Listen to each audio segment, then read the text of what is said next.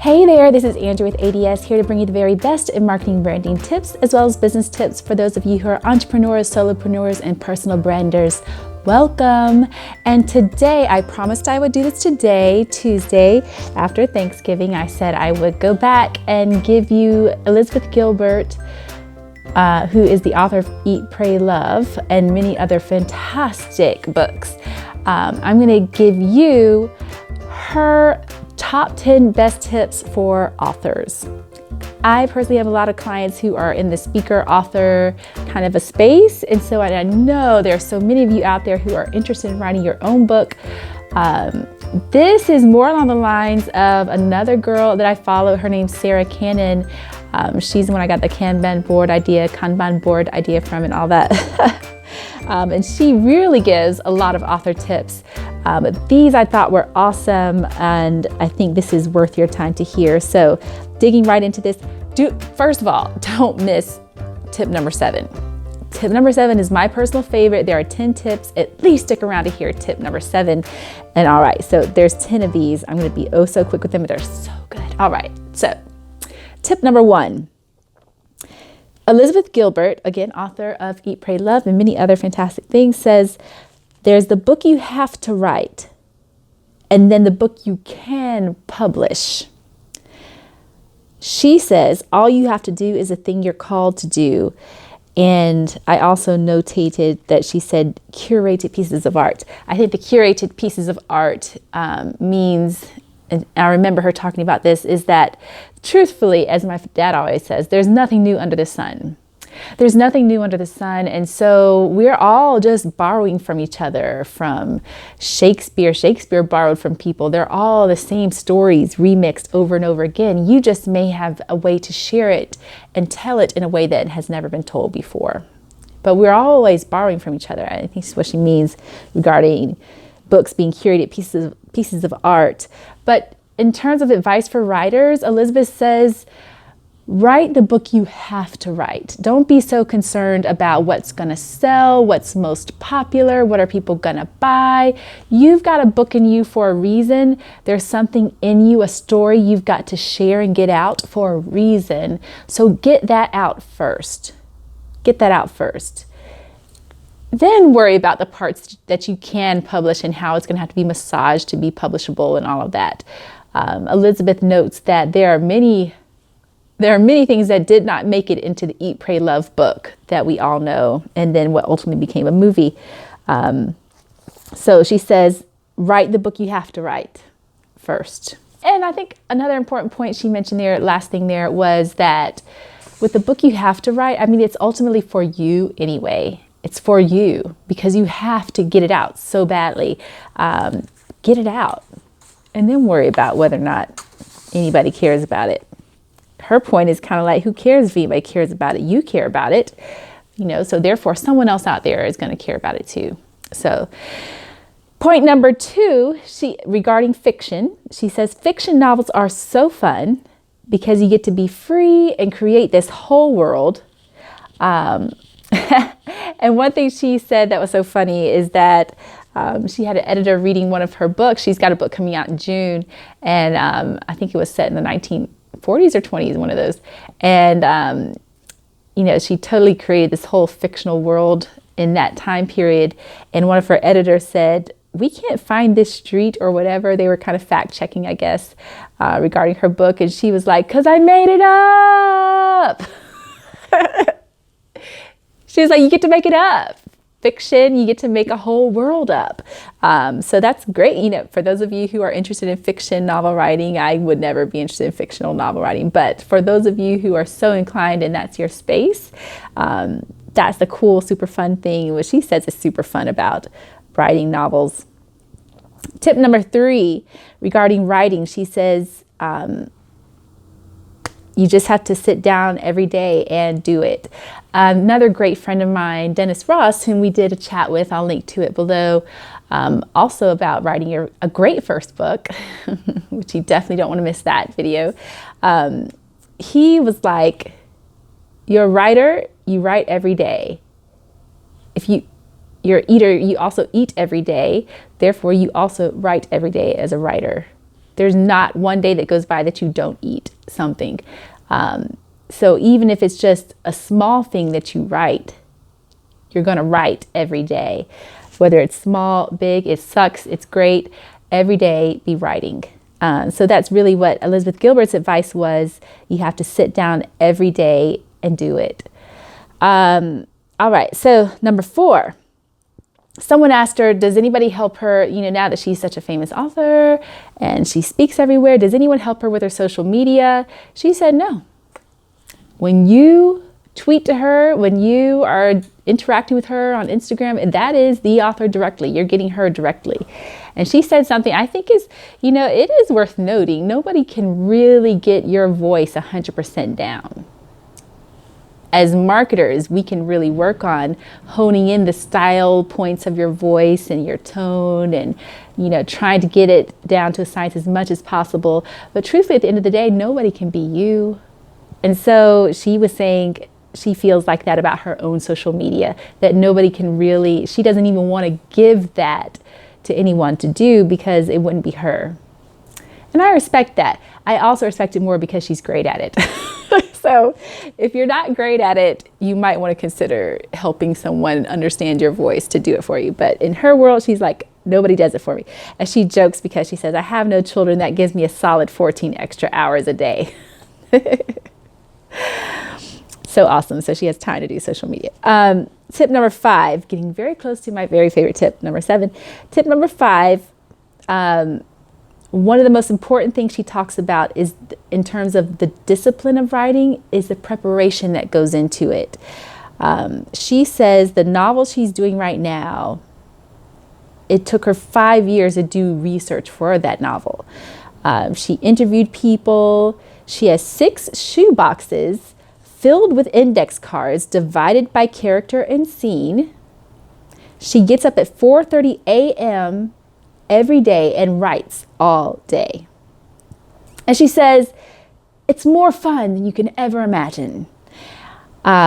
Which, yeah, you have to love that. That's someone who loves what they do. That's so admirable. A rule, no people, no problems. Her friend Cheryl Strayed says that. No people, no problems, meaning if you have the opportunity to lock yourself away and really work on your craft, then you don't have problems and you can focus and concentrate. So agree with that. I do have to lock myself in on this, really why I do not prefer morning meetings, because mornings are my time to do my work and my craft. Totally agree with that, Elizabeth. And then she says you just have to find the way that works for you. So that's what works for her. Tip number 6, what are tricks to stay motivated? She says the morning hours, I believe, she says 4:30 a.m. Those are her most favorite hours in the world, but they didn't used to be. The writing time used to be her most favorite. It didn't always used to be the most favorite thing for her. And that's because she said she didn't know how to prepare. In her 20s, she really struggled with preparing. But again, going back to step number 5, where you are preparing so much, now that she knows how to prepare, she doesn't struggle like that anymore with her writing time. Now she has everything ready.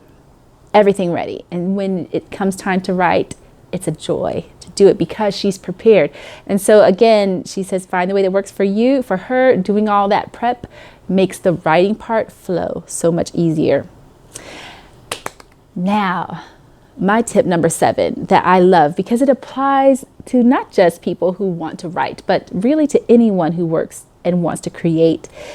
She says this: the problem for every artist and creator is you have your taste before you have your skill.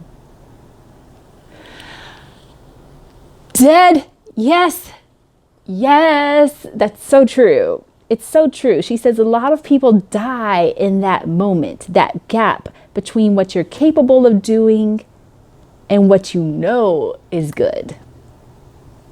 And she says you've got to survive that gap. Her friend Cheryl Strayed says, can you humble yourself before your own mediocrity? Preach, Elizabeth.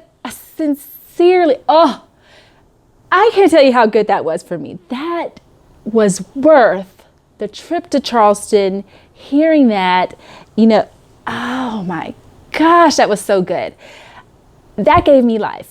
It gave me life, because as someone who's in the marketing and branding space, there's so much to our world, and there's so much that I personally want to do, want to know how to do. You do have taste. Most of us, unless you're sincerely left-brained, you're more right-brain creative.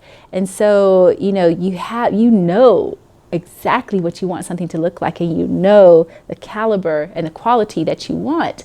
But you yourself may not have the skills to acquire that yet, to draw that, to dream that, to create that thing that it should be this level, and yet your skill level only allows you to be here. Her point is, sorry if you can hear my stomach crumble. I'm trying to do this before I do lunch today. Her point is, don't die in that mediocre level because you're so discouraged by what is great and good and what you're capable of and what you actually can only do right now because of where your skill level is. She says, don't let that deter you. Don't let that deter you. Don't let your dream die in that place. Humble yourself before your own mediocrity. Go back at it. And so I love this tip number 8. It leads into this tip number 8 about having the courage to go to day 3. So day 1, Elizabeth has 3 days. Day 1, you're so excited. You want to be a writer, you're so excited, or whatever you want to do. You want to be an entrepreneur, you're so excited about it, an artist, whatever. So excited day 1. Day 2, you want to put your head in the oven.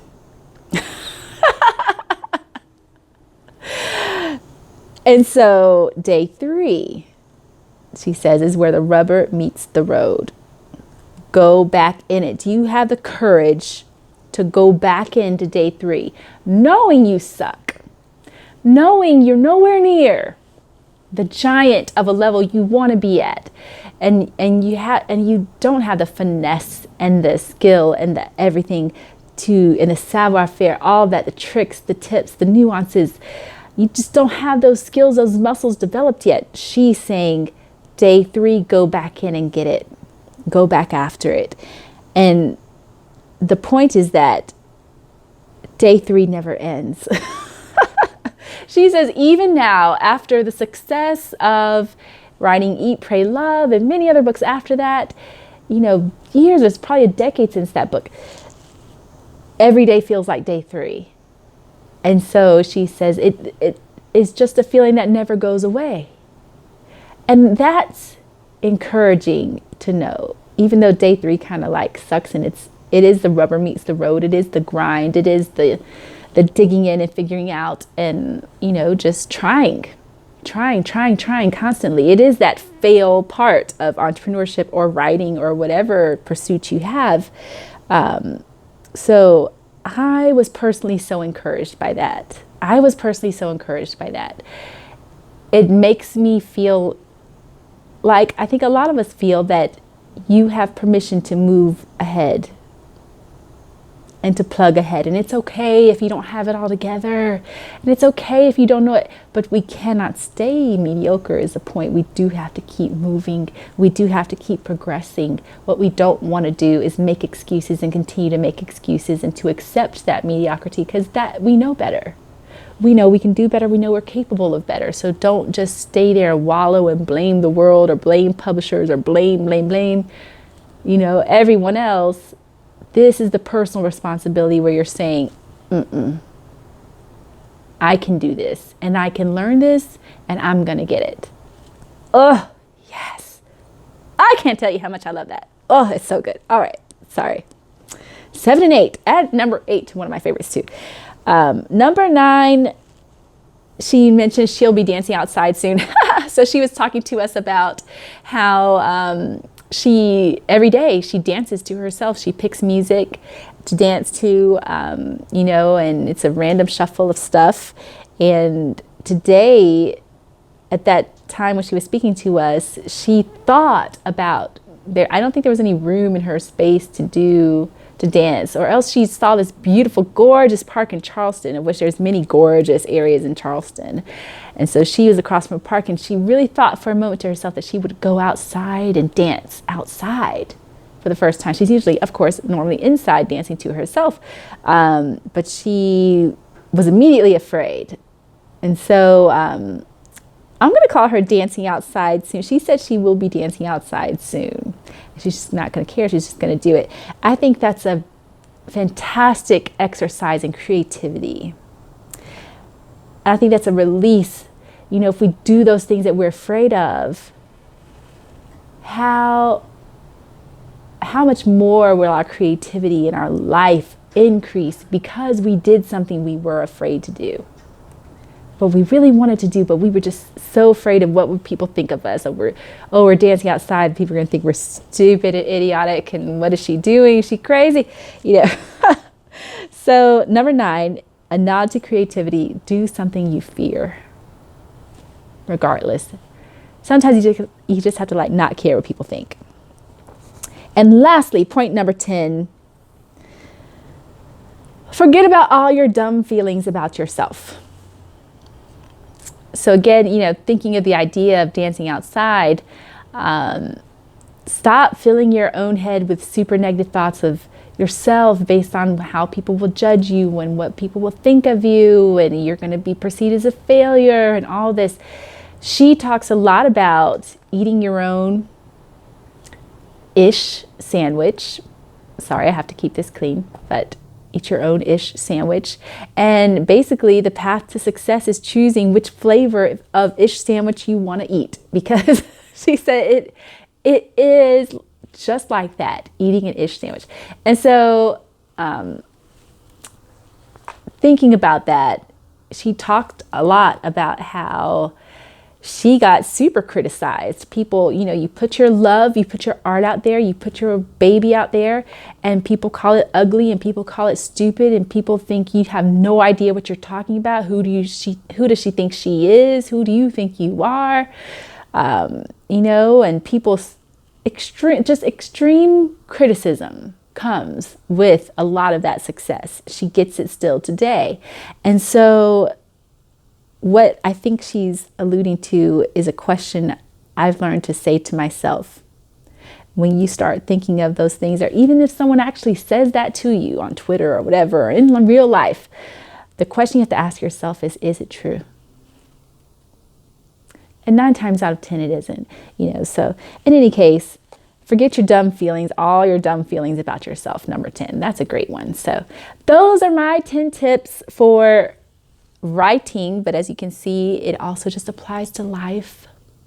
From our wonderful friend Elizabeth Gilbert. It was so awesome to hear her speak in Charleston at the Center for Women's C4W New conference. Search that hashtag C4W New, and you can find all the cool pictures and video and commentary from that conference in Charleston. It was for women, but guys, I'm telling you, you were missing some nuggets. I'm just happy it was for the ladies. All right, I'm going to actually get something to eat now. If you can't hear this, great. Just ignore the fact that I'm telling you that my stomach is super rumbling. And this is probably disgusting. Sorry. And this is the life of I'm just going to blame it on the life of the entrepreneur. Okay, so sometimes you're hungry, and that's all right. All right, cool. Yes. And don't forget, we do have our ADS Christmas wish list out right now. That was so fun. Go check that out. That's the last video we just did. I'll link to that as well. It's filled with 10 of our top small gifts for Christmas. So small businesses, you want to support local small businesses in the Southeast and beyond, check that list. If we missed something, let us know. Of course, we threw in some non-shop small things just because we love it. But it's largely the vast majority shop small gifts, okay?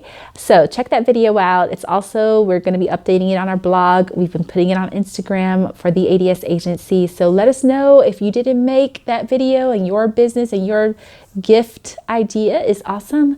Let us know in the comments below. We just might add it into our blog post and maybe might even feature it on our Instagram page. So that would be awesome.